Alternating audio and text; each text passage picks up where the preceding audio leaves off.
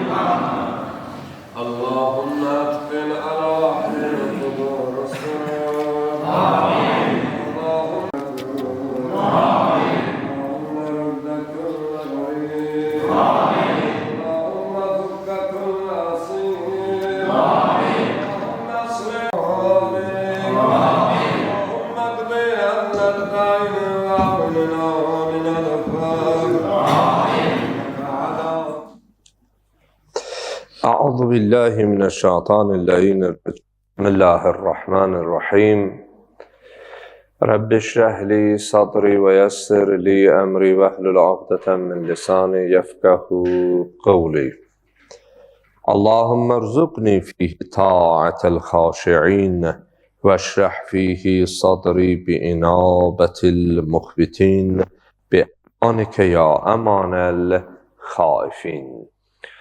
Allahın salamı olsun siz, əziz, dəyərli, möhtərəm böyüklərimizə, əzizlərimizə və sübhün bu çağında, yuxunun şirin vaxtında Allah evinə toplaşan hər kəsə və canlı vasitəsi ilə bizi izləyən, səsimizi eşidən hər kəsə. Allahdan diləyək etdiyimiz duaları, qıldığımız namazları, tutduğumuz orucları ali dərəcədə bizdən qəbul eləsin. Amin. Və bu mübarək ayın qalan mübarək günlərini və gecələrini Rəbbimizə layiqli şəkildə oruc olmaqda, ibadət etməkdə hər birimizə yar və yardımcı olsun. Möhtərəm cəmaatımız, əziz möminlər, bildiyimiz kimi artıq mübarək ayı yarı etmişik və bəzilərimiz necə bir günlər, necə bir fəzilətli günlər əlimizdən getdiyinin fərqindəyik. Bəzilərimiz hələ də neymət içərisində olduğumuzdan necə neymət əlimizdən gedir, necə neymət əlimizdədir deyə hələ də tam fərqinə varmırıq. Amma Rəbbimizə bu anımızın şükrünü etməyə çalışmalıyıq ki, Allahım, günahkar olsam da, əlboş olsam da, bu rəhmət, bərəkət, məğfirət ayında sənin evivə gələrək, sənə üz tutaraq, sənə əl açaraq dua etməyi, namaz qılmağı mənə nəsib etdin. Bunun üçün Rəbbimizə nə qədər şükür etsək, nə qədər həmsəna etsək, yenə də azdır. Bəli, bugün eyni zamanda İslam tarixində tarixi bir gündür və ümmətin ikinci imamı olan, Behiş cavanlarının ağası olan İmam Həsən əleyhissalamın məscidimiz ki, o imamın adınadır. Bugün o həzrətin doğum günüdür.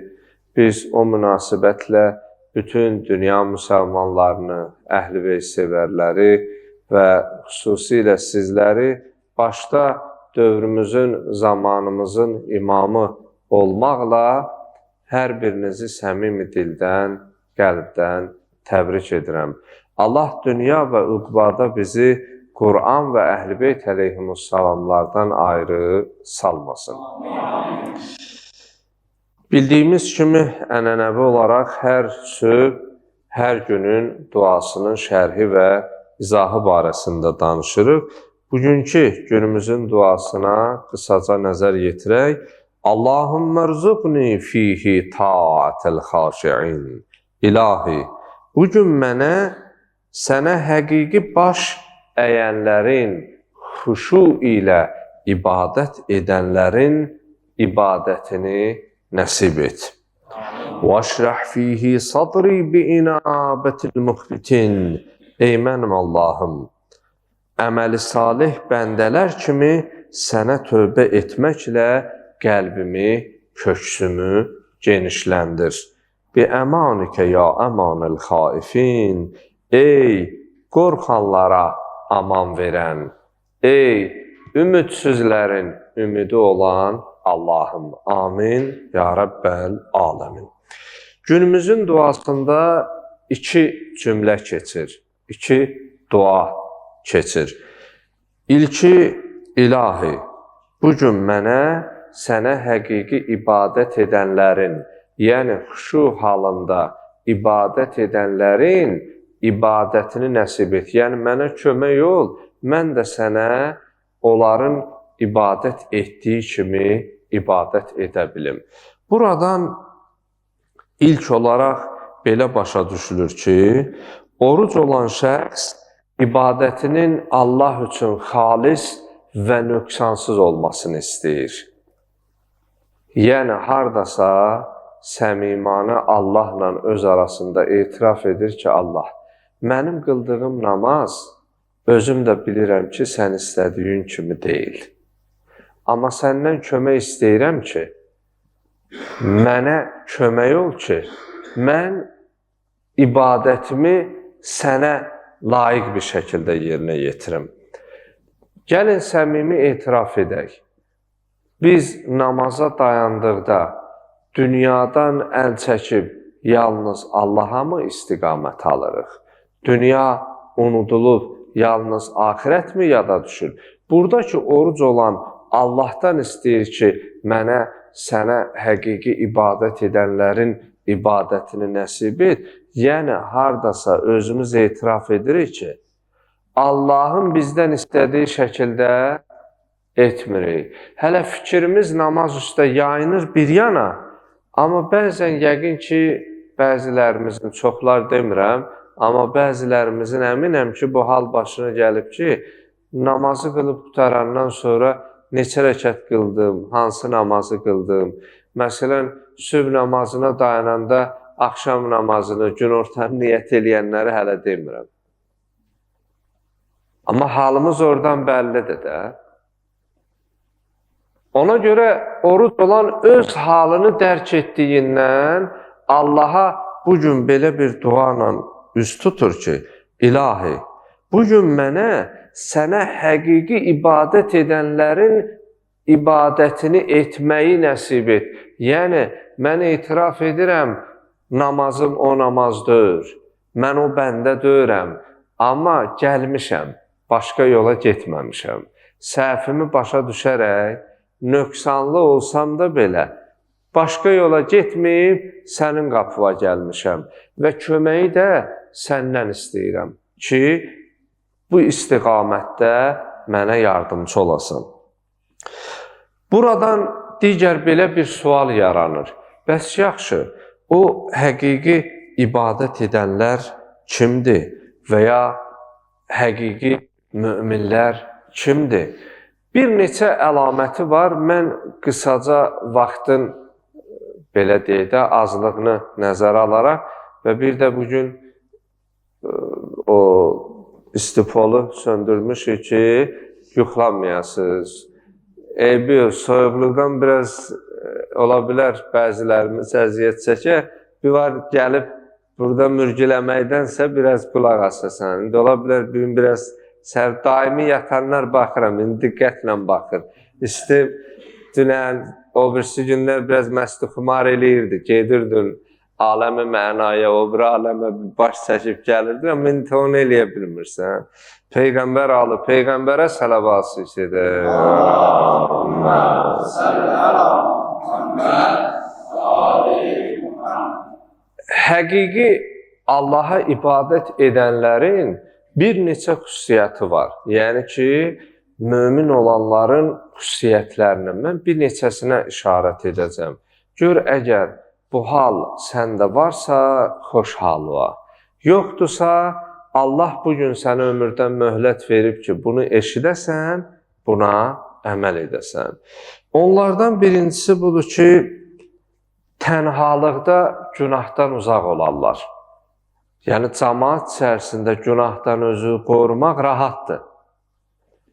Nə deyərlər? Məni belə tanıyırlar. Birdən belə eləyərəm, başqa cür barəmdə fikirləşərlər. Haqqımda başqa cür düşünərlər.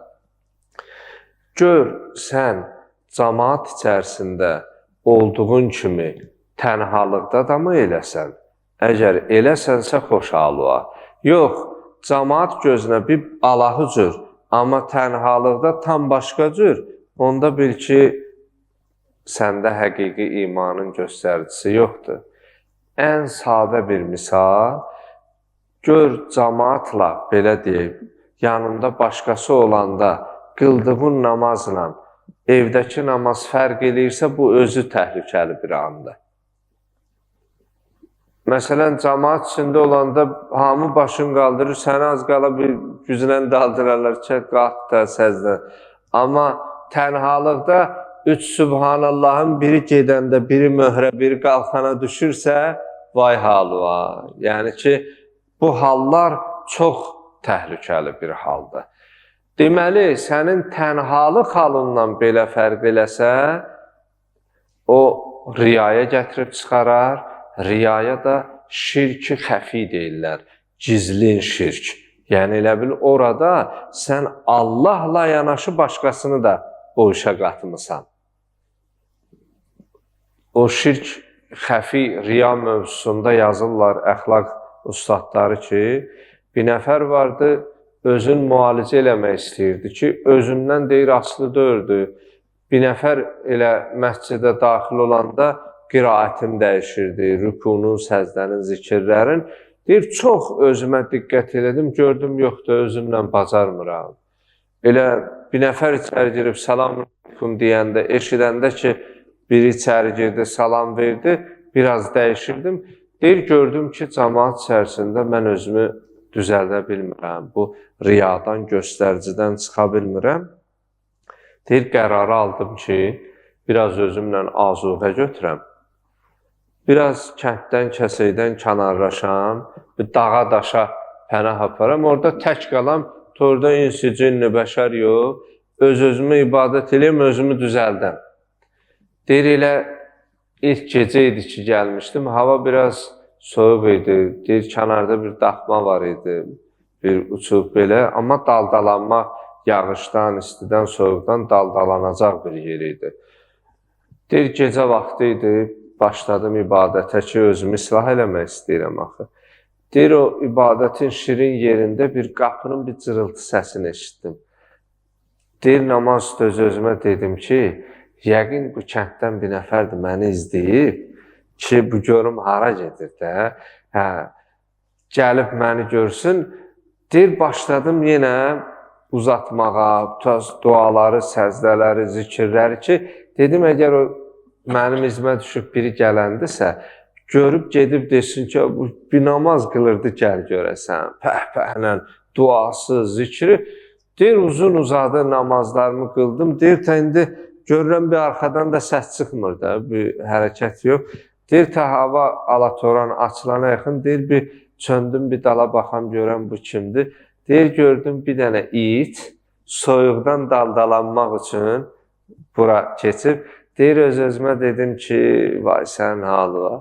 İndiyənə qədər insanlara görə namazı pozurdun, indi bir dənə itə görə sən namazı pozumsan. Ona görə bəzi müalicələr, xəstəliklərin müalicəsi biraz uzun çəkə bilər. Amma müalicəsiz deyə bir şey yoxdur. O bizim birbaşa ruhumuzla bağlı olduğundan gərək bu məsələdə son dərəcə diqqətli olaq. Və günümüzün duasında da Allahdan istəyirik ki, Allahümmə rzuqni fihi ta'atəl xaşiin.